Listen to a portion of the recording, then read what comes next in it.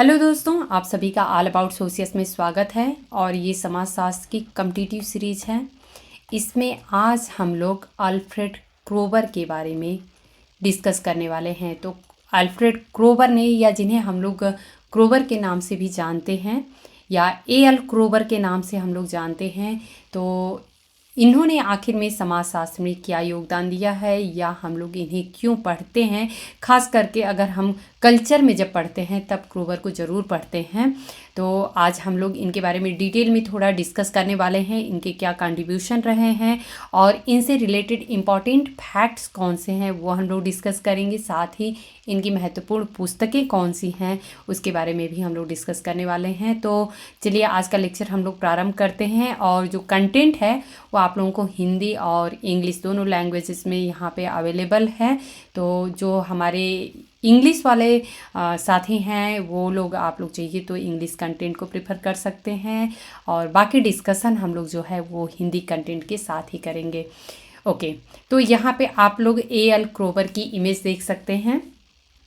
Alfred Louis क्रोबर, L क्रोबर, इनका जीवन काल 11 जून 1876 से 5 अक्टूबर 1960 तक रहा। यह एक अमेरिकी सांस्कृतिक मानव विज्ञानी थे।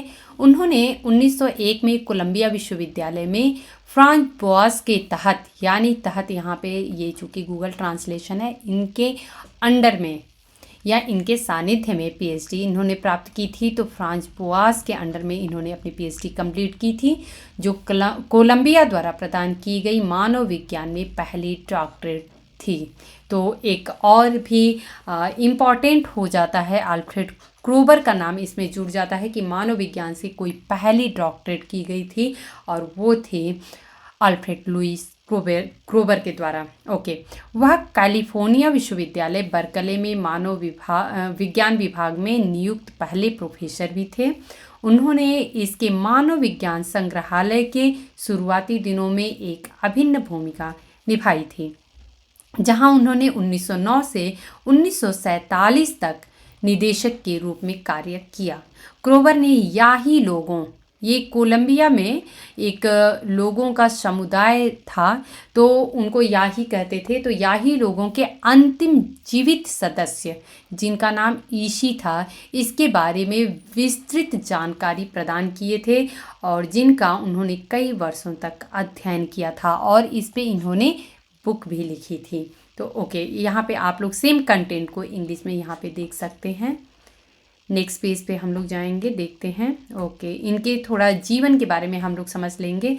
तो इनका जीवन परिचय देख लेते हैं। क्रोबर का जन्म जो है वो होबोकेन, न्यू जर्सी में जर्मन प्रोटेस्टेंट मूल के माता पिता के घर पे हुआ था। उनकी माँ जोहाना म्यूएलर जर्मन मूल की अमेरिकी थी। तो ये जर्मनी की थी और लेकिन अमेरिका में जाके लोग बस गए थे। उनके पिता फ्लोरेंस फ्रेडरिक मार्टिन क्रोबर 10 साल की उम्र में अपने माता पिता और परिवार के साथ जर्मनी से संयुक्त राज्य अमेरिका चले आए थे। तो अल्फ्रेड की अगर हम बात करें तो इन पे जर्मनी और अमेरिका दोनों का प्रभाव दिखाई देता है। और अपनी पत्नी के पिता निकोलस म्यूएलर के तरह फ्रांसीसी घड़ियों के आयातक बन गए, यानी कि इनके नाना जो थे, तो नाना की तरह ही ये इनके पिता जो थे वो भी फ्रांसीसी घड़ियों के आयातक या इम्पोर्टर बन गए थे। ओके, परिवार जो है वो एक जर्मन अमेरिकी परिवेश से ताल्लुक़ रखता था, जो उच्च मध्यम वर्गीय, शास्त्रीय और तर्कवादी था और जर्मन बौद्धिक परंपरा में शिक्षित था। अल्फ्रेड का परिवार न्यूयॉर्क शहर से में चला गया जब अल्फ्रेड काफ़ी छोटे थे और उन्हें वहाँ पढ़ाया गया।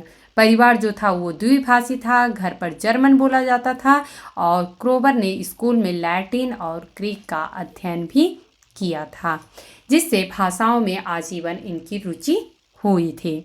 ओके, उन्होंने 16 वर्ष की उम्र में कोलंबिया कॉलेज में दाखिला लिया, फिलोलेक्सियन सोसाइटी में शामिल हुए और 1896 में अंग्रेजी में बीए और 1997 में रोमांटिक ड्रामा में एमए किया। नृविज्ञान के नए क्षेत्र में बदलाव करते हुए उन्होंने 1901 में कोलंबिया विश्वविद्यालय में फ्रांज बोआस के सानिध्य में पीएचडी प्राप्त की। क्रोवर ने अपना अधिकांश करियर जो है वो कैलिफोर्निया में बिताया, मुख्य रूप से कैलिफोर्निया विश्वविद्यालय बर्कले में। वह नृविज्ञान के प्रोफेसर और तत्कालीन कैलिफोर्निया विश्वविद्यालय के मानव विज्ञान संग्रहालय के निदेशक थे। कैलिफोर्निया विश्वविद्यालय में नृविज्ञान विभाग के मुख्यालय भवन का नाम उनके सम्मान में क्रोवर हॉल रखा गया था, जिसे 26 जनवरी 2021 को नामहीन कर दिया गया, यानी हटा दिया गया, ताकि बर्कले को हमारे इतिहास के एक चुनौतीपूर्ण हिस्से को पहचानने में मदद मिल सके, जबकि आज के शैक्षणिक समुदाय की विविधता का बेहतर समर्थन किया जा सके। वह 1946 में अपनी सेवानिवृत्ति तक बर्कले से जुड़े रहे। 5 अक्टूबर 1960 को पेरिस में उनका निधन हो गया।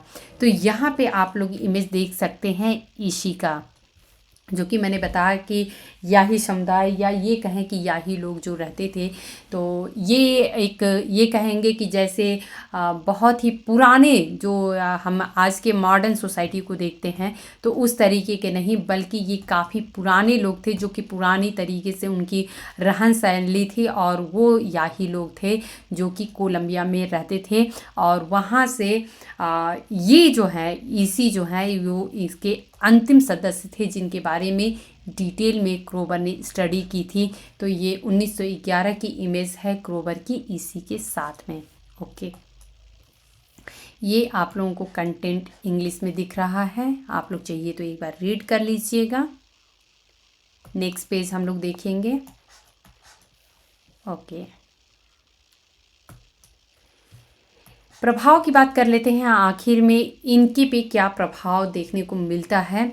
तो हालांकि उन्हें मुख्य रूप से एक सांस्कृतिक मानव विज्ञानी के रूप में माना जाता है।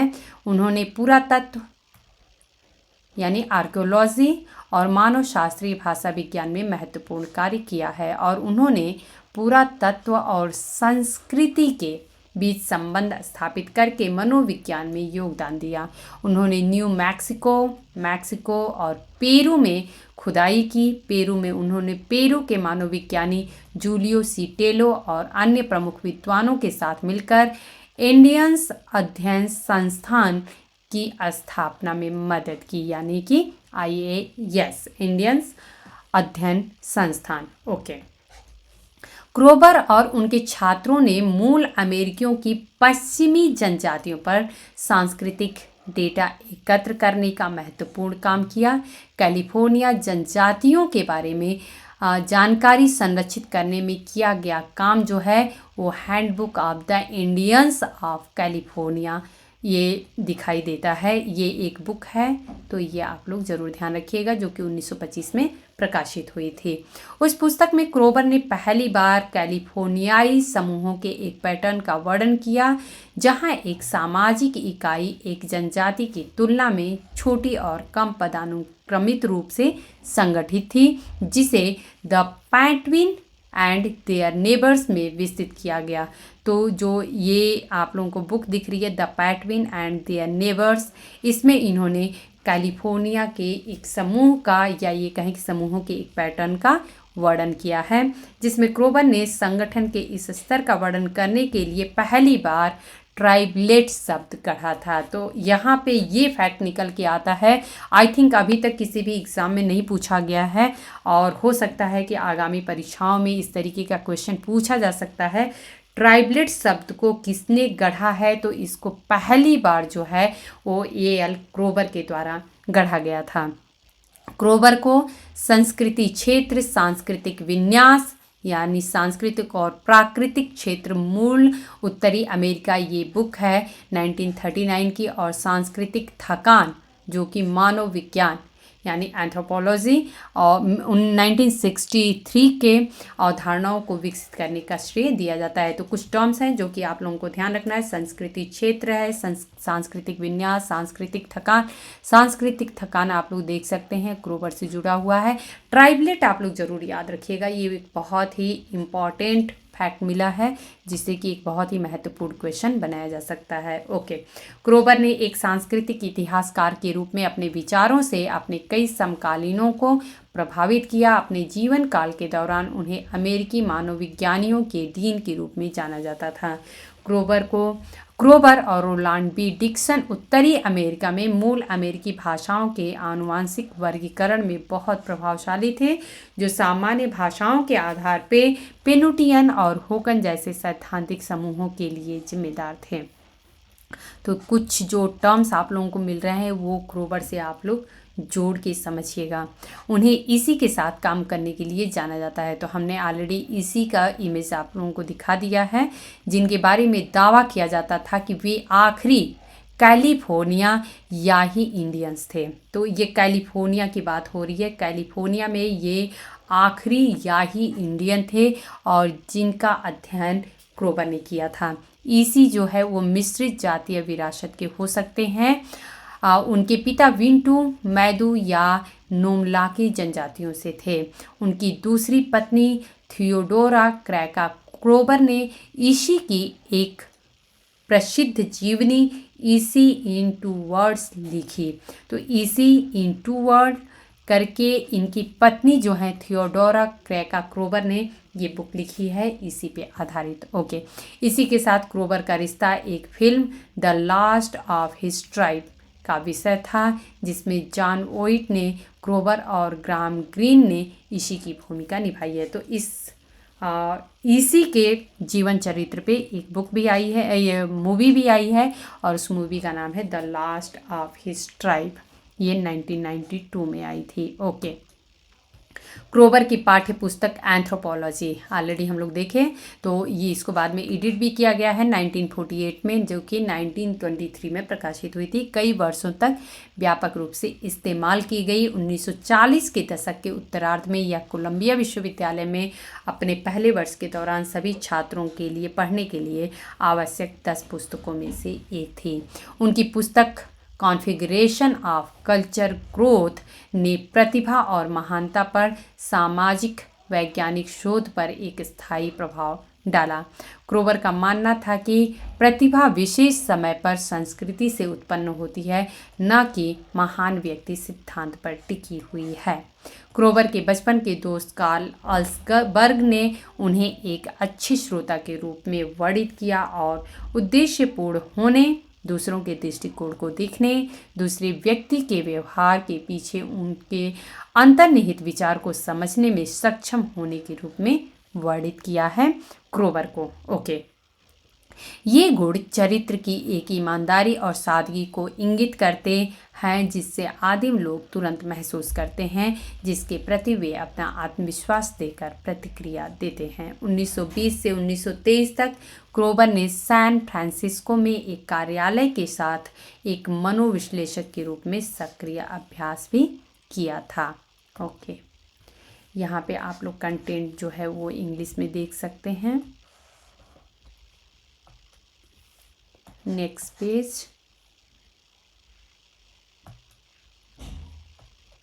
ओके, यहाँ पे आप लोग नेक्स्ट पेज देख सकते हैं। भारतीय भूमि के दावे, ये एक टॉपिक है, इसमें देखते हैं हम लोग। क्रोबर ने भूमि दावे के मामले में कैलिफोर्निया के भारतीयों बनाम संयुक्त राज्य अमेरिका में वादी के शोध निदेशक के रूप में काम किया। कोलोराडो विश्वविद्यालय में ओमर स्टीवर्ट ने सहयोगी निदेशक के रूप में काम किया। कैलिफोर्निया विश्वविद्यालय लॉस एंजल्स के राल्फ बिल्स ने मामले में संघीय सरकार के शोध निदेशक के रूप में कार्य किया। दोनों पुरुष क्रोबर के पूर्व छात्र थे। तो जो राल्फ बिल्स हैं और ओमर स्टीवर्ट जो आप लोग देख रहे हैं, ओके, ये दोनों इनके पूर्व छात्र हैं। भारतीय दावा आयोग पर क्रोबर के प्रभाव ने विशेषज्ञ गवाहों द्वारा न्यायाधिकरण के समक्ष गवाही प्रस्तुत करने के तरीके को अच्छी तरह से स्थापित किया होगा। उनके कई पूर्व छात्रों ने भी विशेषज्ञ गवाहों के रूप में काम किया। उदाहरण के लिए स्टीवर्ट ने वादी को यूटे और शोषोन लोगों के लिए शोध का निर्देश दिया। तो यहाँ पे इंडियन लैंड्स के क्लेम का भी एक टॉपिक आता है, जो कि अल्फ्रेड क्रोबर से जुड़ा हुआ है। ओके, यहाँ पे हम लोग अवार्ड्स और ऑनर्स देख लेंगे इनका। तो fellow of the American Academy of Arts and Sciences 1912। Kroeber received 5 honorary degrees L California, Harvard, Columbia और शिकागो। तो वेरी वेरी इंपॉर्टेंट यूनिवर्सिटीज़ से इनको ऑनरेरी डिग्रीज भी मिली हुई हैं। Okay, he was awarded 2 gold medals, he held honorary membership in 16 scientific societies, president of the American Anthropological Association 1970 to 1918, member of the United States National Academy of Science 1928, member of the American Philosophical Society 1941। इनकी कुछ किताबों का यहाँ पे जिक्र किया गया है, उसको हम लोग देखेंगे। तो दिया है Indian myths of south central California. तो कैलिफोर्निया एक इनका की टर्म है, क्योंकि इनका मेजर टाइम जो है वो यहीं बीता हुआ है, तो ये आप लोग ध्यान रखिएगा। ओके, नेक्स्ट है the religion of the Indians of California. Okay, next देखिए आप लोग यहाँ पे क्रोबर, अल्फ्रेड लुइस और थॉमस टॉलबॉट वाटरमैन, ये कई सारे लोगों का एक जो ये कहें कि पब्लिकेशन मान सकते हैं, तो ये दिया गया है जर्नल में, notes on California folklore. Okay, journal of American folklore जो करके है ऐसा। Okay, handbook of the Indians of California, native American population, the nature of culture. The nature of culture जो है वो एक इनकी इम्पॉर्टेंट बुक है। ओके, क्लकहॉर्न के साथ, क्लाइड क्लकहॉर्न के साथ इन्होंने कल्चर बुक लिखी है, वेरी वेरी इंपॉर्टेंट बुक, ये बहुत ही ज़्यादा इम्पॉर्टेंट है, आप लोग ध्यान रखिएगा। Critical review of concept and definition. Okay, यहाँ पे देख सकते हैं पैराकस, कावर्नास एंड चैमिंग करके हैं, तो ये 1953 में आया था। Okay, style and civilisation, anthropology, cultural pattern and processes. Okay, यहाँ पे आप लोग कुछ बुक्स देख सकते हैं, तो फ्रंट पेज कवर हम लोग देखेंगे। Basket design of the mission Indians of California. तो कैलिफोर्निया जो है वो एक आप लोग देखेंगे कि की टर्म के रूप में इनकी बुक्स में दिखता है। Okay, 3 centuries of women's dress fashion, ये एक इनकी इम्पॉर्टेंट बुक है, आप लोग ध्यान दीजिएगा। ओके, नेक्स्ट कुछ और भी किताबें हम लोग देखेंगे। एंथ्रोपोलॉजी, ये आप लोगों को पता है। कारोक माइथ्स, ये आप लोग टर्म जो हैं थोड़े अजीब अजीब से दिखेंगे, इसलिए आप लोगों को याद भी होना चाहिए। Elements of culture in native California, तो कैलिफोर्निया ये भी जुड़ा हुआ है। And anthropologist looks at history, यहाँ पे आप लोग देख सकते हैं मोहावे पॉटरी करके है, ये क्रोबर के द्वारा लिखी गई है। ओके, नेक्स्ट बुक हम लोग देखेंगे, ये है अरापाहो डायलेक्ट्स। अरापाहो डायलेक्ट्स करके बुक है, जनरल एंथ्रोपोलॉजी। यहाँ पे आप लोग देख सकते हैं the history of Philippines, the history of Philippine civilisation as reflected in religious nomenclature, तो ये आप लोग ध्यान दीजिएगा। ओके, यहाँ पे आप लोग देख सकते हैं phonetic elements of the dialect, क्या कुछ तो करके लिखा हुआ है, 1 मिनट।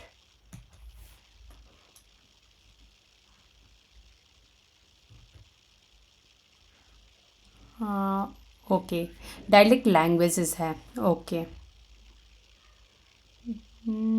ठीक है, इसको एक बार आप लोग भी देख लीजिएगा, मुझे थोड़ा सा डाउट हो रहा है, नीचे तो लैंग्वेज लिखा है, थोड़ा ब्लर है, बट हो नेक्स्ट क्लास में हम लोग एक बार इसको देख लेंगे। ओके, नेक्स्ट बुक हम लोग देखेंगे culture, nature of the culture, the super organic करके है, यहाँ पे सोशल सुपर ऑर्गेनिक ऐसे करके एक बुक यहाँ पे आप लोग देख सकते हैं, सोशल साइंस का है।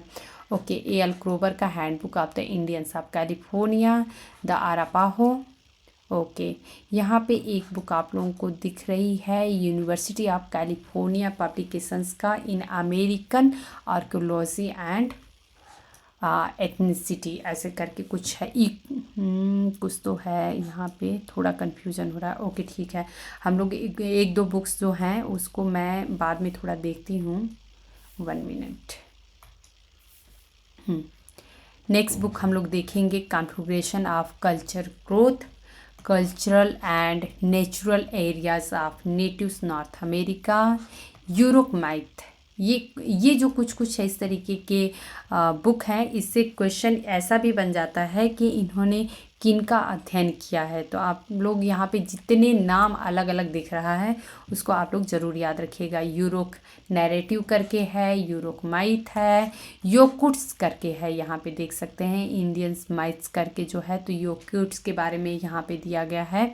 ओके, यहाँ पे आप लोग देख सकते हैं anthropology, cultural pattern and processes करके बुक है। तो दोस्तों ये हम लोग ए.एल. क्रोवर के बारे में डिस्कस किया और इनकी कुछ बुक्स जो हैं वो बहुत ही डिफरेंट हैं। तो आप लोग ज़रूर याद रखिएगा अगर कुछ इस टाइप के, क्योंकि ट्राइब्स रिलेटेड अगर कुछ बुक्स ऐसा पूछ दिया जाता है या कल्चर रिलेटेड, तो वो थोड़ा सा डिफ़िकल्टीज हो जाती हैं कि इन सारी बुक्स के बारे में तो पता ही नहीं है, बहुत ही डिफरेंट है। तो चूँकि आज हम लोग ए.एल. क्रोवर के बारे में पढ़े हैं तो ये सारे टॉपिक्स जो हैं वो अपने आप में इम्पॉर्टेंट हैं, आप लोग ज़रूर नोट्स कर लीजिएगा। और मिलते हैं नेक्स्ट लेक्चर में। धन्यवाद।